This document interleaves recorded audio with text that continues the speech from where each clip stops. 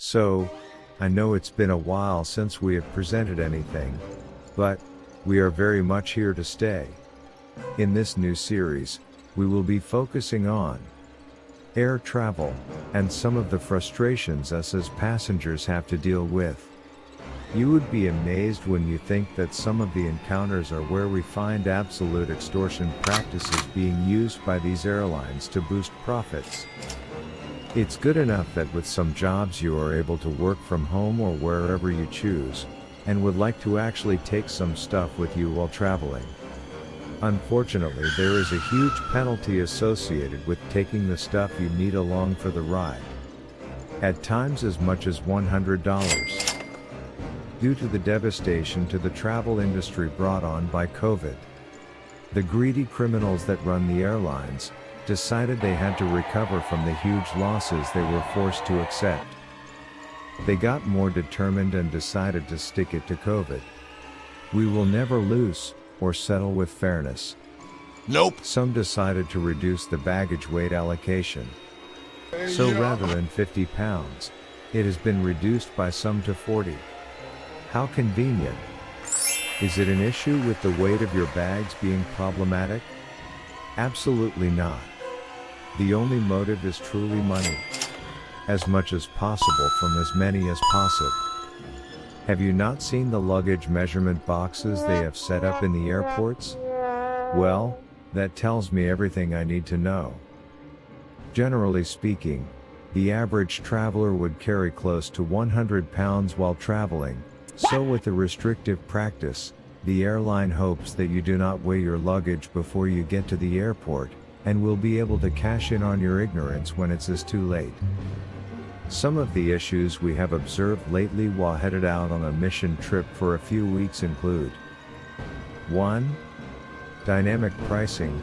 Airlines often use dynamic pricing models, adjusting ticket prices based on factors like demand, time until departure, season of departure, urgency of departure, and seat availability.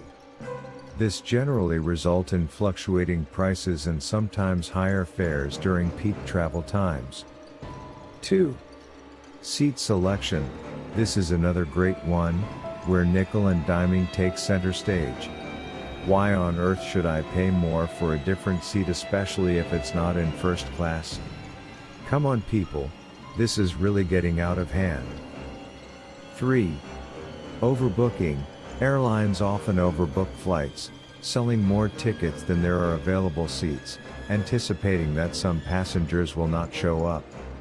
In cases where all passengers do show up, this can lead to denied boarding and problematic compensation for affected travelers. This seems to be happening more than before, as they lament the losses due to COVID. 4. Cancellation and change fees. Airlines typically charge fees for changing or canceling flights, which can sometimes be substantial.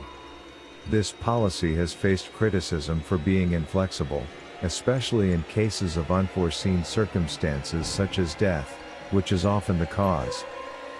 5. Lack of refunds.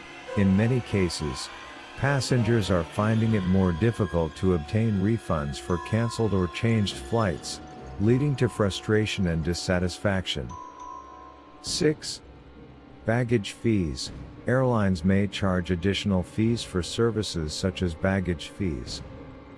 This one irks me the most, and I have a few recommendations that will appear somewhat hilarious to you, but we have to take the fight back to them. It's important to note that the airline industry is complex, and pricing policies are influenced by various factors, including operating costs, competition, and market demand. While some passengers may perceive certain practices as extortion, others argue that these pricing strategies are necessary for the financial sustainability of airlines. 1. One of the things you must get as a traveler is a scale. 2. Army bags. These seem like a most basic hack, but let me explain. Your average suitcase weighs about 8 pounds. So you are losing 8 pounds of luggage. What if you had a bag that only weighed 2 pounds? By this one move, you already are on the winning team. 3. If this is not enough, you can take it to the next level, wear cargo pants or pants with large cargo pockets. In this regard, you have the traditional pants, as we see here, or we have some heavily modified pants that can hold quite a bit. Believe me, we have tested it, and the results are ingenious. With version 1, the pocket sits flat, which is okay, but it has its limitations. You just can't fit enough stuff in here. This sent us back to the drawing board, where version 2 has the humongous cargo pockets that fix the capacity issue for good. Otra gang, if you know how we do it, you should already know that we embrace no limits. We have modified the complimentary jacket that really gets under your favorite airline skin. This amazing jacket can accommodate 40 pounds of luggage with its 7 humongous pockets. The biggest joy is the disappointed look on the airline agent's face when they realize that they will not get any extra money for overweight fees.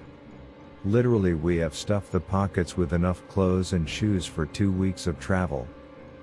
I will say though, it's hilarious to see the wife nudging her husband, telling him to look at me as I frustrate the system. Even funnier to see TSA's laughter when they realize what's going on. I absolutely do not do it for attention. Bruh. Rather, I do it only to reduce my luggage fees.